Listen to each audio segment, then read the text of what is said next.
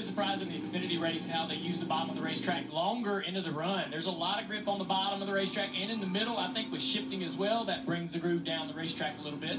Early in the run with new tires, a lot of grip, the shortest way around the racetrack. Also, you're going to be looking for clean air. You want to go where the guys in front of you are not. As this race goes on, you're going to see them migrate up towards the top. So much talk has been going for the top. How many laps does it take before you get up there? I would say in the old car, 5, 10 laps, but this car here, you might be able to use a lot more of the racetrack here with the shifting, the grip, the bigger tire.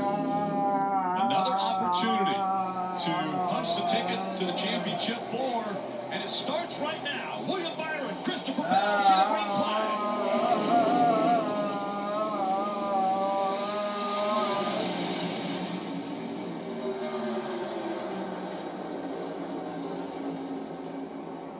Already almost 4 wide off the turn 2.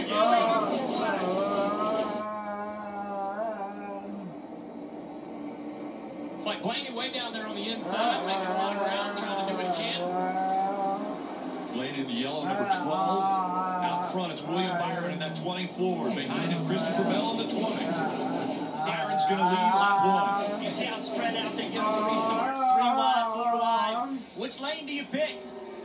First time these cars in this configuration have been on this track all at the same time. A lot of learning happening right now. Still 2-3 wide back in the pack. Sorting it out for different positions. And already William Byron up high on the racetrack. Right along with Joey Logano, the Ford Performance on board. And you saw that 8 car going around the top of the racetrack around Denny Hamlin. Reddick on the fence up there. See where Joey Logano is right now. See that black line on the right side of his car? There's less banking down there where he is. That's why there's less grip on the bottom of the racetrack.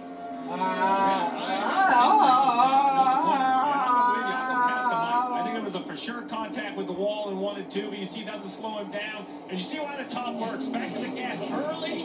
Momentum around the outside of that orange 19 of Truex is going to jump in line behind him.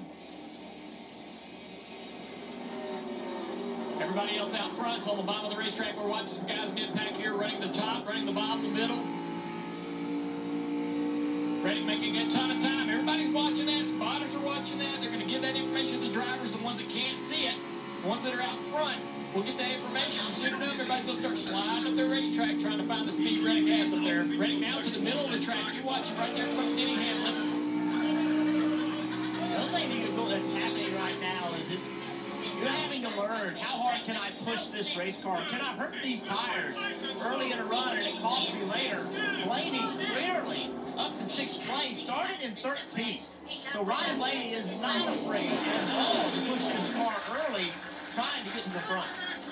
We're going to talk all day long. Risk versus reward, running the top. Well, some wall contact acceptable, some not. This is acceptable contact right here. The 8th, Tyler Reddick, one of the first guys up top, gets back in the gas and just barely jumps the cushion. You can see a little bit of a tire mark on the wall. No harm, no foul. That type of contact all day with a smile. Unfortunately, though, the difference between that and too much contact would be just barely an inch. Ross and Denny have been duking it out for the last lap. Side by side down the back straightaway through 3 and 4. Now in 1 and 2. Arguing over this position right here. We see these guys argue over a lot of positions this year. Well, throughout the entire year, Denny Hamlin's been making a list. He says Ross Chastain is on that list of guys that they have to look out for him because he is going to race them the same way that they have raced him throughout the season, and he thinks Ross Chastain has not raced him fairly throughout the year. Well, if Chastain has a list, everyone, I think, has been on it over the course of this year. So this is them 2 going through 3 and 4. Pretty good distance between them right there. Really comfortable. No real aggression between either driver right there. Just losing a little ground running side by side. One thing, the 11 car was way up the racetrack. I talked about it earlier. The banking, it's the more you go closer to the wall, you see that black seam underneath Hamlin's car. From that black seam to the wall has all the same amount of banking. So if you're going to try to pass a guy, you might want to get right next to him and have the same grip that that guy's got. Jeff, I think you've seen Denny Hamlin try about 3 different lanes to get around Ross Chastain. He finally was able to do that, picking up the 13th spot here. But talking to Denny this morning, Jeff, he told me, listen, I think at the end of these runs, everybody's going to be up by the wall. To me,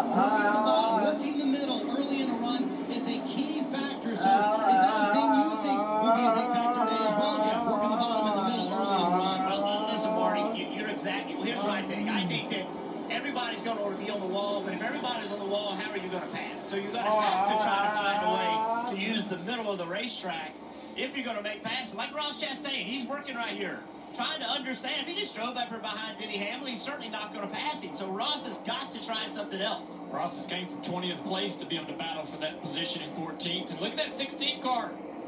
A.J. Allmendinger. We haven't seen Colleague really run exceptionally well often in the Cup Series. They've been fast all weekend. He drives that car around the 9 of Chase Elliott for 5th place. Going after John Hunter Nemechek in the 45 for 4th right in front of him.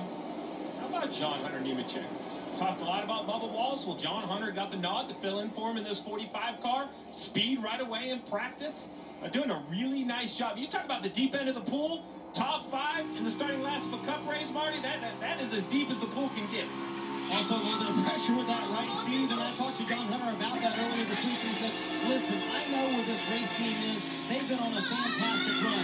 All I want to do is just keep that going. A solid day. I don't want anything flashy. I would love to get a top 5, but a solid top 10. Keep the momentum going for the 45 team. It's his goal, Kim.